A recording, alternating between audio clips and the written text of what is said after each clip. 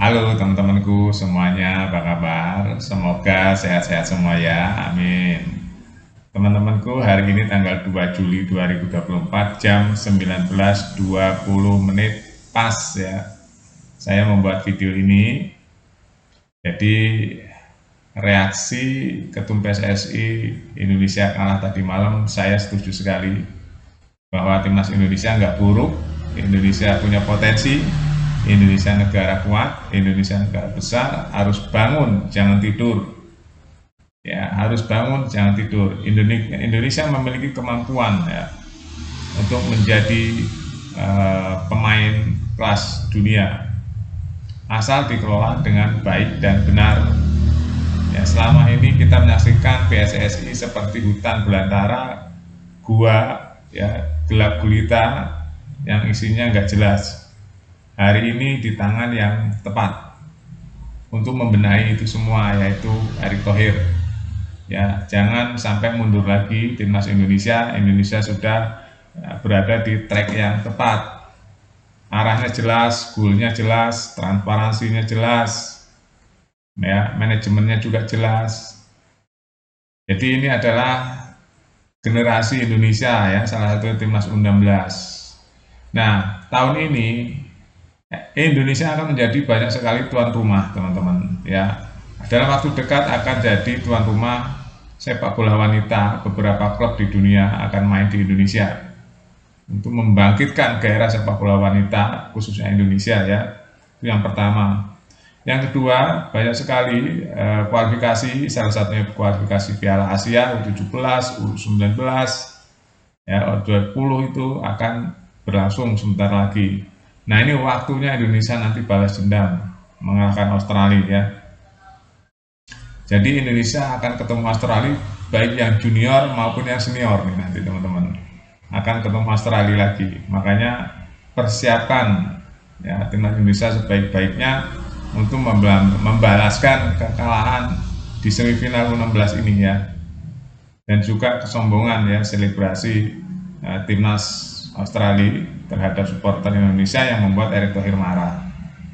Saya sebagai pendukung dan pencinta timnas juga agak marah banget nih. Tunjukkan bahwa Indonesia itu mampu. Nah, sekarang di tangan Erick Thohir saya yakin mampu. Cuma jangan buang momen ini. Cepatlah dipanggil pemain timnas Indonesia. Cepatlah Sintayong suruh menggodok timnas Indonesia supaya Indonesia menjadi timnas yang kuat sekali. Ya, bisa menjadi pemain dunia, bukan hanya Asia, pemain dunia. Kenapa enggak? Saya kasih gambarannya ya teman-teman. Saya sudah membuat video tentang gambaran saya ini, beberapa judul sudah ya, beberapa video teman-teman. Jadi Indonesia adalah eh, apa ya, turunan dari timnas Belanda.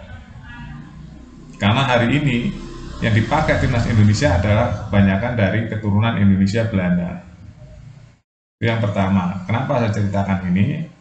Saya akan mengarah kepada similarity ya. Similarity. Jadi timnas Belanda kali ini berada di peringkat yang 10 besar dunia. Itu sudah menjadi motivasi kita bahwa kita bisa. Kenapa? Karena kita similar dengan timnas Belanda.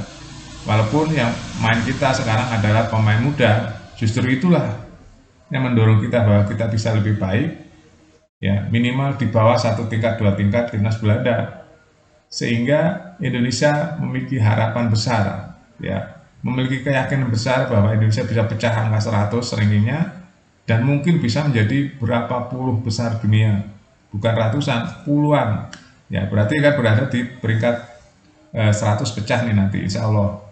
Karena pemain timnas Indonesia kali ini adalah similarity ya, similarity dari timnas Belanda. Yang bermain di Belanda kebanyakan keturunan Indonesia Belanda, sedangkan timnas Belanda sendiri juga banyak turunan Indonesia. Ya, kita nggak usah muluk-muluk lah, nggak usah sama timnas Belanda lah. Kita berapa peringkat di bawah Belanda aja kita udah bagus sekali. Karena Belanda kan hari ini berada di 10 besar dunia. Ya, itu teman-teman. Jadi kita memiliki harapan yang besar buat timnas Indonesia kali ini.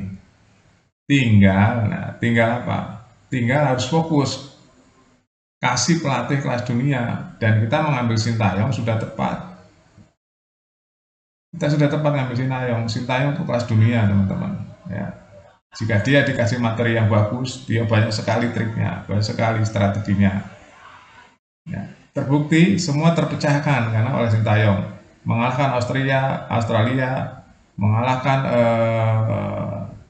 Korea Selatan di U23 itu nggak gampang, mengalahkan Jordan, ya dengan begitu cantiknya permainannya itu nggak gampang. Terus masuk semifinal Piala Asia, 4 besar dunia itu kan nggak gampang juga. Bayangin aja. Terus mencapai target-target yang lain, Indonesia masuk Piala Asia, masuk kualifikasi round 3 Piala Dunia, banyak hal yang dipecahkan oleh Sintayong.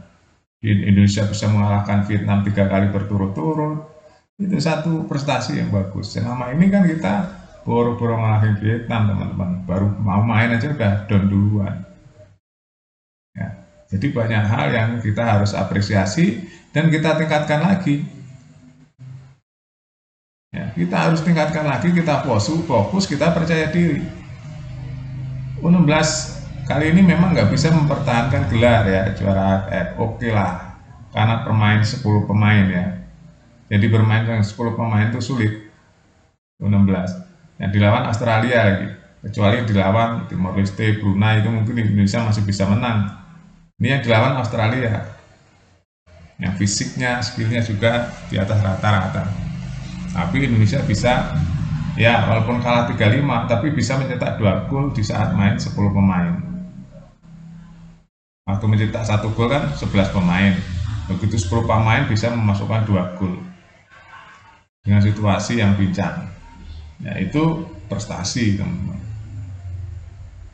Kita harus apresiasi ya. Kita mengkritik boleh, tapi kita harus mengapresiasi juga. Mengkritiknya bukan membuli, mengkritiknya itu membangun, menceritakan ini kelemahan-kelemahan di sini, mengakui bahwa diri kita itu ada kelemahan di sini, dan harus diperbaiki secepat mungkin. Ya, harus diperbaiki secepat mungkin. Itu kritik yang baik. Baik siapapun kita menerima kritik. Ya, hidupnya harus menerima kritik ya. Jika kritik itu memang oh iya benar ya, terima, supaya kita tidak lupa diri.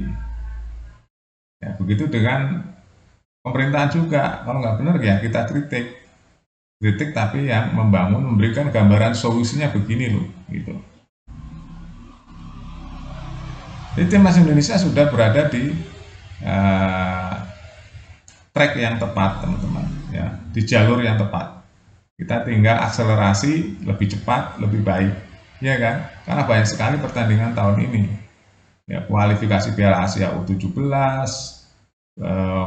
Piala Dunia U20, tahun ini semua teman-teman. Piala Dunia Round 3 Senior juga tahun ini dimulai bulan September. Piala AFF U19, Piala AFF Senior, ya banyak sekali agenda-agenda timnas hari ini, tahun ini. Makanya kita benar-benar harus menunjukkan bahwa di bawah Erick Thohir kita akan lompat minimal jadi pemain 8 besar Asia ya, sehingga bisa masuk Piala Dunia. Karena di Asia itu hari ini kurang lebih ada 9 negara yang bisa masuk ke Piala Dunia. Itu teman-teman ya, jadi kita memungkinkan kalau kita bisa masuk 8 besar Asia, kita akan masuk Piala Dunia. Itu targetnya, kenapa kita butuh pemain-pemain dari turunan.